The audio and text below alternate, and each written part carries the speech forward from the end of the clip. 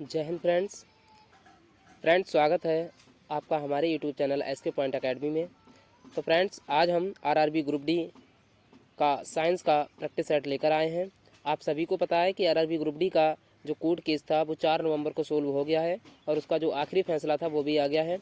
यानी कि आप में सभी लोग, हम बात करें तो 10th वाले हों या ITI वाले हों, दोनों को एग्ज़ाम देने का मौका मिलने वाला है। ठीक है, इसीलिए आप तैयारी में एकदम जी जान तरीके से जुड़ जाइए। ठीक है, और आपको बता दें कि इसकी जो एग्ज़ाम की डेट है वो 17 नवंबर है, यानी 17 नवंबर से एग्ज़ाम होने हैं। ठीक है, तो आपके पास समय बहुत ही कम है, इसीलिए समय को देखते हुए हम साइंस का कंप्लीट प्रैक्टिस सेट लेकर आए हैं। साइंस से इससे बाहर जाने वाला क्वेश्चन कोई सा नहीं बचेगा, क्योंकि हम सभी PYQ बेस्ड क्वेश्चन लेकर आए हैं। ठीक है, तो गाइस ज़्यादा से ज़्यादा आप जुड़िए और हमारी क्लास को कंप्लीट देखा करिए। ठीक है, और हमारे साथ रिवीजन करने के लिए हमारे साथ जल्दी से जुड़ जाइए, हमारे चैनल को सब्सक्राइब कर लीजिए। ठीक है, तो चलिए क्लास को स्टार्ट करते हैं। और आप सभी लोगों को पता है कि हम अपनी क्लास में रैपिड फायर रिवीजन करते हैं, यानी कि हम कम समय में ज़्यादा कंटेंट देने की कोशिश करते हैं और ज़्यादा से ज़्यादा क्वेश्चन सॉल्व करने की कोशिश करते हैं। ठीक है, और आप सभी को पता है कि इसमें जो साइंस के क्वेश्चन पूछे जाने हैं RRB ग्रुप डी में, वो टोटल 25 क्वेश्चन पूछे जाने हैं। तो हम 25 क्वेश्चन का पूरा कंप्लीट सेट लेकर आए हैं। ठीक है, तो क्लास को स्टार्ट करते हैं देरी ना करते हुए। सबसे पहले हम देखते हैं कि science practice set 1 PYQ based होगा। ठीक है, तो सबसे पहला क्वेश्चन आ जाता है हमारे सामने। जिस क्वेश्चन का आंसर आप लोगों को पता हो उस क्वेश्चन का आंसर आप कमेंट बॉक्स में ज़रूर दें। ठीक है, तो पहला क्वेश्चन रहेगा कि बल का SI मात्रक क्या होता है। तो आपको बता दें, बल का जो SI मात्रक होता है वो न्यूटन होता है, ऑप्शन नंबर बी। ठीक है, अदर मात्रक की बात करें तो जूल हमारा कार्य का मात्रक होता है, पास्कल हमारा दाब का मात्रक होता है और वाट हमारा शक्ति का मात्रक होता है। ठीक है, अदर फैक्ट भी आपको ध्यान रखने हैं। अगला क्वेश्चन रहेगा कि जब किसी वस्तु पर कोई असंतुलित बल कार्य करता है तो क्या होता है।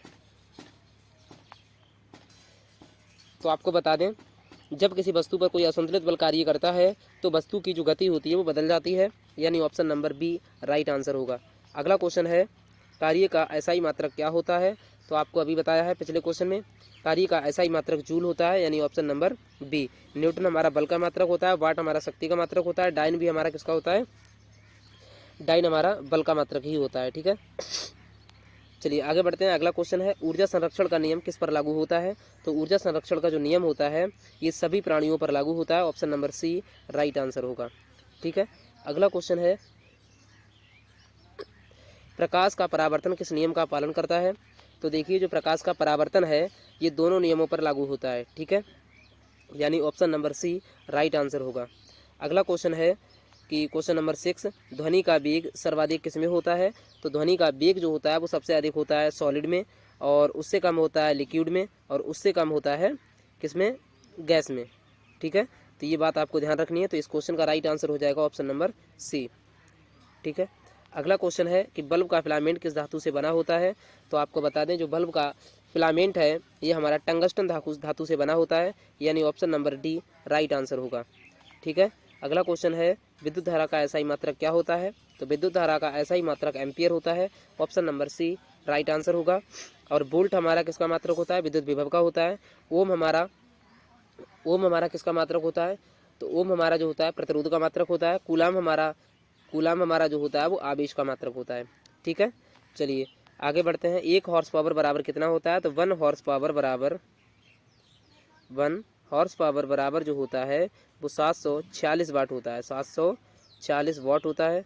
ये आपको ध्यान रखना है। ठीक है, तो इस क्वेश्चन का राइट आंसर हो जाएगा ऑप्शन नंबर ए। अगला क्वेश्चन है क्वेश्चन नंबर 10, पानी का रासायनिक सूत्र क्या होता है। तो H2O होता है, ऑप्शन नंबर ए। अगला क्वेश्चन है ब्लीचिंग पाउडर का रासायनिक नाम क्या होता है। तो ब्लीचिंग पाउडर का जो रासायनिक सूत्र होता है वो आपको बता दें, तो वो होता है हमारा कि CaOCl2। ठीक है, ये ब्लीचिंग पाउडर का सूत्र होता है। लेकिन अगर इसकी रासायनिक नाम की बात करते हैं तो कैल्शियम ऑक्सी क्लोराइड इसका रासायनिक सूत्र का नाम हो जाएगा। ठीक है, तो कैल्शियम ऑक्सी क्लोराइड ये थर्ड ऑप्शन में है, option number C right answer होगा। अगला क्वेश्चन है क्वेश्चन नंबर 12, अम्लों का राजा किसे कहा जाता है। नहीं सॉरी, अम्लों का जो स्वाद है वो कैसा होता है। अम्लों का स्वाद कैसा होता है। तो आपको बता दें, जो अम्ल होते हैं इनका स्वाद जो होता है वो खट्टा होता है, ऑप्शन नंबर सी। ठीक है, और आप सभी लोगों को पता है कि जो pH स्केल होता है वो 0 से 14 तक होता है। ठीक है, 0 से 14 तक होता है। अगर 7 है तो न्यूट्रल है यानी उदासीन है, ठीक है। और अगर इधर 7 से कम है तो हमारा अम्लीय है, 7 से अधिक है तो क्षारीय है, ठीक है। 13वां क्वेश्चन है NaCl का नाम क्या हो, सामान्य नाम क्या है? तो खाने का सोडा ये NaCl का नाम है, ठीक है। चलिए आगे बढ़ते हैं।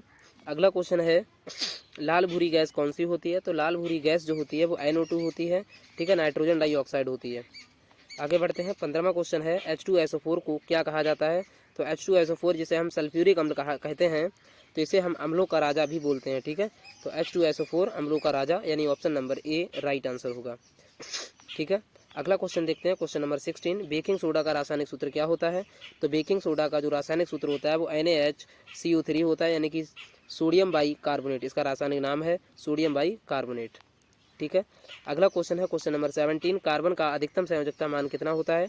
तो कार्बन का जो देखो, कार्बन का जो परमाणु क्रमांक होता है वो होता है 6। जब इसका हम इलेक्ट्रॉनिक विन्यास करते हैं तो 2,4 होता है, यानी कि 4 क्या है, इसकी बाहरी कक्षा में आ रहा है, यानी या तो 4 ये लेगा या 4 देगा, यानी इसे अपना अष्टक पूर्ण करना है, तो इसीलिए इसकी जो संयोजकता हो जाएगी वो 4 हो जाएगी, ठीक है। आगे बढ़ते हैं अगले क्वेश्चन पर।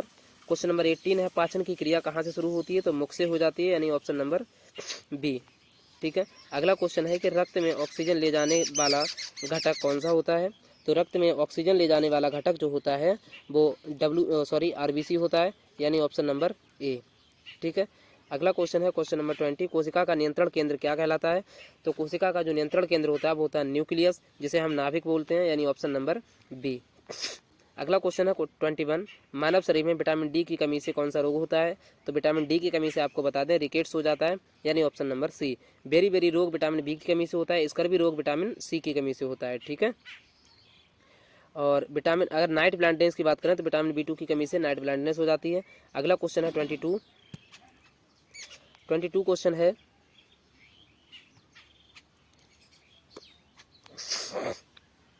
प्रकाश संश्लेषण के लिए पौधों को किस गैस की आवश्यकता होती है?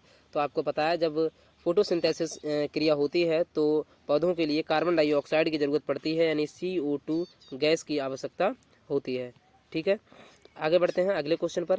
अगला क्वेश्चन है कि इंसुलिन का निर्माण शरीर के किस अंग में होता है? तो इंसुलिन एक हार्मोन होता है और इसका निर्माण जो होता है वो अग्नाशय में होता है, ठीक है, यानी option number C right answer होगा।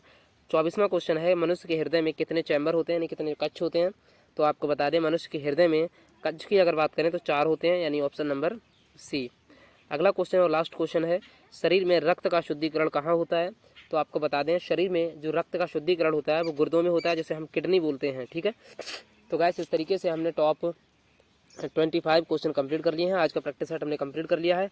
आप देख सकते हैं कितना कम समय, लगभग 5 से 7 मिनट में हमने ये प्रैक्टिस सेट कंप्लीट कर लिया है। हम आपके समय को देखते हुए क्वेश्चन लाते हैं और उसी तरीके से रैपिड फायर रिवीजन करवाते हैं, ठीक है, क्योंकि आपको पता है इतने कम समय में कोर्स का होना और समझाना बहुत ही कठिन हो जाता है।